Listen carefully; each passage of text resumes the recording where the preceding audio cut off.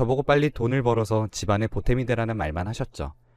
저는 그때 옷에 관심이 있었어서 옷을 만드는 것을 하고 싶었지만 옷을 만들고 싶으면 옷공장이나 가라는 부모님의 말에 마음이 참 많이 아팠습니다. 그래서 소위 비행 청소년으로 방황을 잠깐 했었죠.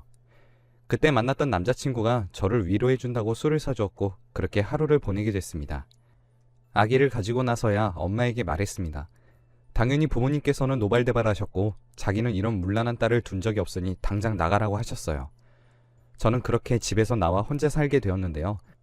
그나마 애아빠네 집에서 그래도 아들의 자식이 뱃속에 있다고 하니 좀 도와주시기도 하고 애아빠가 아르바이트를 하고 모아두었던 돈이 있어 작은 방에 3달치 월세를 낼 수 있었습니다. 애아빠는 부모님께서는 아직 동거하는 건 안 된다고 직장을 가질 때 어떤 불이익이 있을 줄 아냐고 했다더군요. 그래서 몰래 혼인신고만 하고 나중에 직장에 다니고 안정적이게 되면 그때 같이 살자고 했어요. 그래서 일주일에 2번 정도 저를 보러 오고 그 외에는 부모님과 함께 살고 있었죠. 저도 놀 수는 없어서 동네 수선집에서 일감을 받아다가 집에서 수선을 하기 시작했습니다.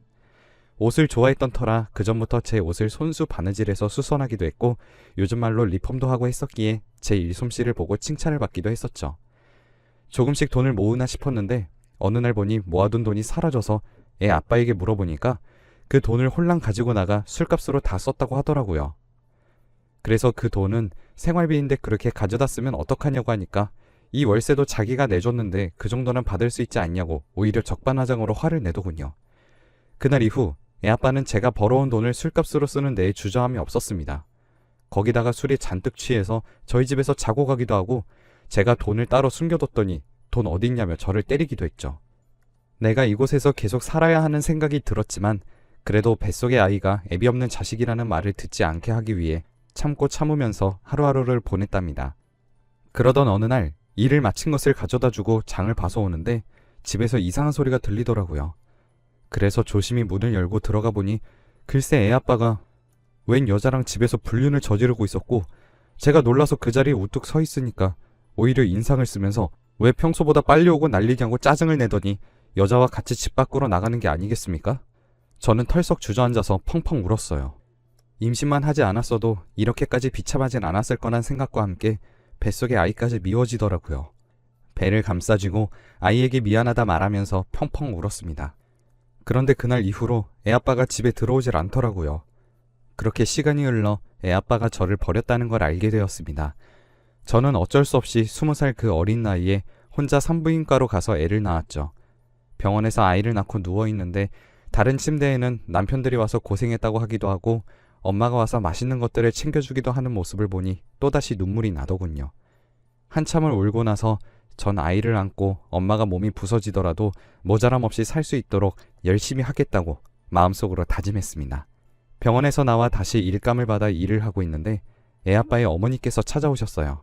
저는 애아빠가 돌아오지 않는다고 도대체 어디에 있냐고 물어봤는데 냉정한 목소리로 저에게 혼인신고를 너무 서둘렀던 것 같다고 하면서 종이 한 장과 봉투 하나를 내미시더라고요. 종이는 바로 이혼서류였습니다. 여기에 도장만 찍어주면 이 봉투 안에 있는 돈을 주겠다고, 이 돈이면 그래도 어디 가서 새로 출발을 할 수 있을 거라면서 아들 앞에 안 보였으면 좋겠다고 하시는 겁니다. 저는 어떻게 사람이 이럴 수 있는지, 제 자식인데도 이렇게 마냥 버릴 수 있는 것인지 가슴이 죄어오더군요. 그리고는 딸을 낳은 것 같은데 필요는 없지만 원한다면 자기네들이 데려가서 키우겠다고 합니다. 저는 딸을 보내고 싶지 않아 제가 키우겠다고 했어요. 그러자 미련 없이 그러라고 하시더라고요. 저는 저 집안이 미워서라도 이혼 도장을 찍어주고 싶지 않았지만 그렇지 않으면 아이와 함께 살기 힘들 것을 알기에 어쩔 수 없이 도장을 찍고 돈을 받았습니다. 그리고는 그 동네를 떠나서 다른 동네로 와 자리를 잡았죠. 아이를 키워야 하니 제가 할 수 있는 일은 많지 않았습니다. 전자부품을 끼우는 일감을 받아와서 했는데 몇 시간을 허리를 구부리고 목도 숙인 채 일하다 보니 허리며 목이며 어깨며 안 아픈 곳이 없고 눈도 침침해졌지만 아이와 함께 할 수 있어 꼭 참으면서 일을 해나갔습니다. 밤을 새서라도 납품 기한을 맞추니 기업에서도 제게 조금 더 단가를 줘서 일할 수 있게 해주더라고요. 그 소식을 듣고 동네 아주머니들이 자기들도 할 수 있게 해달라고 해서 저까지 5명이서 같이 일을 하게 됐습니다. 처음에는 아줌마들이 잘 못해서 시간도 오래 걸리고 제대로 못한 것도 많아 제가 일일이 다시 하느라고 더 하느라고 힘들었지만 시간이 갈수록 저희들은 공장들 사이에서 꽤 신용 있는 사람들이 됐죠. 하지만 아이가 점점 자랄수록 이것으로 먹고 살기에는 조금 힘에 부치게 됐고, 제 사정을 알게 된 동네 미신 공장 사장님이 저에게 아이는 집사람이 봐주겠다고 했다면서 대신 월급이 좀 적게 나올 텐데 그래도 일할 생각이 있다면 일해보라고 하시더라고요. 저는 그저 감사한 마음에 그곳에 일을 하러 다니게 됐습니다. 그 공장에 다니면서 저는 아이를 학교에 보낼 수 있게 되었고, 사모님께서 아이를 봐주시지 않아도 되자 월급도 다시 오르고 저는 아이와 함께 둘이서 살 수 있을 정도로 돈을 벌게 되었습니다. 그렇게 딸이 고등학교에 올라가게 되니 걱정이 좀 생겼어요. 바로 딸아이의 대학 등록금과 결혼자금이 문제였죠. 저축도 꾸준히 해오긴 했지만 아직 한참 모자랐습니다. 그래서 공장 일이 끝나면 수선 일을 받아서 부업으로 일을 하기 시작했어요. 다행히 제 수선 실력은 동네에서 조금 소문이 나 있어서 조금씩 수선 일이 들어왔습니다. 그걸 알게 된 미신 공장 사장님이 제게 다른 사장님을 소개해 주시더라고요. 수선집 사장님이셨는데 공장보다 기본 월급은 적지만 수선을 한 개수에 따라서 월급을 더 주신다고 했습니다. 저는 매일매일 늦게까지 일을 해야 했지만 더 저축할 수 있다는 생각에 힘이 들지 않더군요. 딸은 제 어미가 고생하며 산다는 걸 알아서인지 대학교에서도 장학금을 타려고 열심히 공부했고, 저는 그런 모습이 한없이 기특하고 사랑스러웠어요. 아이에게 신경을 그리 잘 써주지 못했는데도 착하게 잘 자라준 것과 크게 아프지 않고 건강하게 자라준 것에 정말 감사했습니다. 그리고 딸은 휴학 한번 하지 않고 대학교를 졸업해 바로 취직까지 성공했죠. 정말 사춘기 없이 제가 신경 한번 쓰지 않게 잘 커준 자랑스러운 딸이었습니다. 그런데 딸아이가 결혼 문제로 절 속상하게 만들 줄은 정말 몰랐어요. 딸이 26살이 되던 해에 제게 결혼을 하고 싶다고 하더라고요. 저는 상대가 누구냐고 물었죠. 그랬더니 자기보다 14살이 많은 사람이라고 했습니다. 띠동갑하고도 2살이나 많은 사람이라니 오히려 저와의 나이 차이가 6살로 더 적더군요. 대체 무슨 생각이냐고 딸을 타이르기도 하고 혼내기도 했는데 딸은 딱 한 번만 만나보고 말하면 안 되냐고 애원을 하더라고요. 딸아이의 간곡한 부탁에 그 사람을 한번 만나보기로 했습니다. 사위 될 사람을 만나기로 한 날 집 안으로 들어오는 모습을 보니 꽤 큰 키에 까무잡잡한 피부를 가진 사람이었습니다. 얼굴은 평범하게 생겼지만 그렇다고 너무 순둥한 사람 같아 보이진 않았죠. 무슨 일을 하는지 물어보니 자동차 정비소에서 일을 한다고 하더라고요. 정비소는 본인의 것이라고 했습니다. 딸이 일하는 회사 근처에서 정비업을 하고 있는데 딸이 정비소 앞에서 넘어져서 무릎이 까지고 스타킹이 올이 나간 것을 보고 가게 안으로 데리고 와서 소독약을 주고 자기가 스타킹을 사다 준 것을 계기로 알게 됐다고 했습니다. 그 말에 성품은 착한 사람인가 보다 싶었지만 일단 나이가 너무 많았고 사람에겐 기술이 제일이라고 했지만 그래도 안정적인 벌이가 있는 사람과 만나게 해주고 싶다고 생각했기 때문에 저는 계속해서 그 둘의 결혼을 반대했어요. 그 사람은 제 생각을 이해해주는 것 같았습니다. 아무래도 살아온 인생이 저와 비슷하다 보니 이해가 빠른 것 같더군요. 하지만 제 딸은 저에게 조금도 질 생각을 하지 않더라고요. 어느 날은 그 사람이 무릎까지 꿇고 잘하겠다고, 자기도 도둑놈처럼 보인다는 사실을 잘 알지만 그만큼 더 잘하겠다고 하는 겁니다. 집안일도 반반 나눠서 하고 절대 딸을 힘들게 하지 않겠다면서 제게 빌기 시작하는데 그래 한번 믿어보자 하고 결혼을 허락했어요. 사위에게는 부모님이 없었기 때문에 저와 나이 차이는 많이 나지 않았지만 저를 어머님처럼 따르겠다고 하더군요. 결국 사위와 저, 딸 이렇게 셋이서 생활하게 되었습니다. 다행히 사위는 성실한 사람이었어요. 딸이 임신을 한 후에는 딸이 먹고 싶다는 것은 새벽에도 일어나서 그게 무엇이든 사와주려고 노력했거든요. 왜 때문인지 몸이 약해서 주의를 해야 한다는 말에 사위는 자기가 집안일을 하겠다면서 저에게도 쉬지 말라고 자기가 집안일을 다 도맡아서 하더라고요. 그런 모습들을 보고 있자니 점점 사위를 더 믿게 되고 진짜 가족으로 받아들일 수 있게 됐습니다. 이제서야 제대로 된 가족을 이룰 수 있게 되었다고 생각했고 과거에 힘들었던 일은 이제 좀 내려놓을 수 있을 것 같았죠. 그러던 어느 날 그날따라 유독 수선일이 많아서 휴대폰도 제대로 보지 못하고 일을 하던 중이었습니다. 저녁이나 돼서야 사람들과 같이 밥을 시켜 먹으려고 하면서 핸드폰을 봤는데 부재중이 수십 통이 와 있더라고요. 전부 사위에게서 온 것이었죠. 저는 불길한 예감이 들어 사위에게 전화했습니다.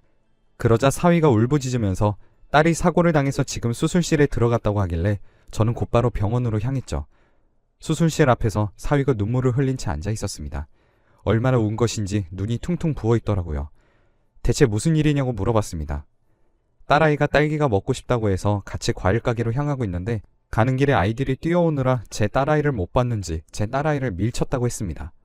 그렇게 넘어지기만 했으면 그나마 괜찮았을 텐데 하필이면 넘어지는 방향에서 오토바이가 달려오고 있었고 결국 오토바이와 부딪혔다고 하더군요. 그때 딸아이는 정신이 있었다고 했습니다.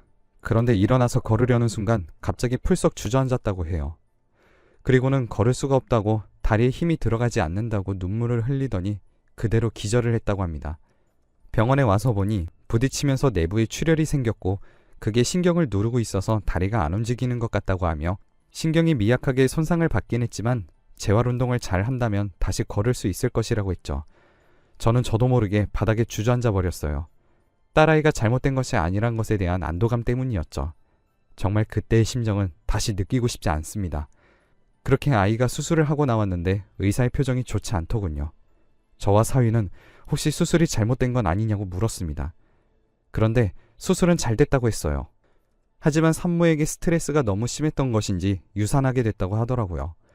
몸이 약해 어떻게 될지 몰라 더 조심하고 더 소중했던 아기인데 유산했다는 사실을 알면 딸아이가 어떻게 될지 생각만 해도 아찔했죠. 하지만 일단 살아서 다행이었고 아이야 또다시 가지면 된다는 생각을 했지만 딸아이는 그게 아니었나 보더라고요. 정신을 차리고 딸아이는 제일 먼저 아이를 찾더라고요. 유산됐다는 말에 꿈이 사실이었냐면서 아이가 기어가는데 아이를 안아주려 아무리 쫓아가도 아이가 잡히지 않았다고 펑펑 울어댔습니다. 사위도 다시 노력해보자고 했지만 도무지 울음을 그치지 못하더라고요. 방금 딸을 잃었으면 어쩌나 하는 심정으로 병원에 왔었기에 딸의 심정을 너무 잘 알 수 있었어요. 딸아이는 그렇게 하루 종일 운 뒤에 식욕도 잃은 채로 병원 침대에 누워 하늘만 바라보고 있었습니다. 다음 날도 그 다음 날도 멍하니 앉아만 있었죠. 겨우겨우 입에 음식을 넣고 휠체어에 태워 바깥 공기도 쐬게 해주고 심지어는 이 엄마도 자식을 잃게 할 거냐고 화도 내봤지만 딸아이는 도무지 제정신을 차리지 못하더군요. 하루하루 말라가고 근육이 줄어들어 차마 눈물 없인 볼 수 없을 모습이 되었습니다. 거기다 설상가상으로 사위는 점점 더 병실에 오지 않게 됐어요. 전에 저에게 있던 일이 생각나 덜컥 겁이 났죠. 그런데 어느 날 사위가 저를 불러내더군요. 그리곤 제가 어떤 미친 짓을 하더라도 장모님께서 저를 꼭 좀 믿어주셨으면 좋겠다고 하면서 며칠 뒤부터 일을 벌릴 거라고 하더군요. 저는 그동안 사위가 딸에게 했던 것을 생각해서 믿어주겠다고 했습니다.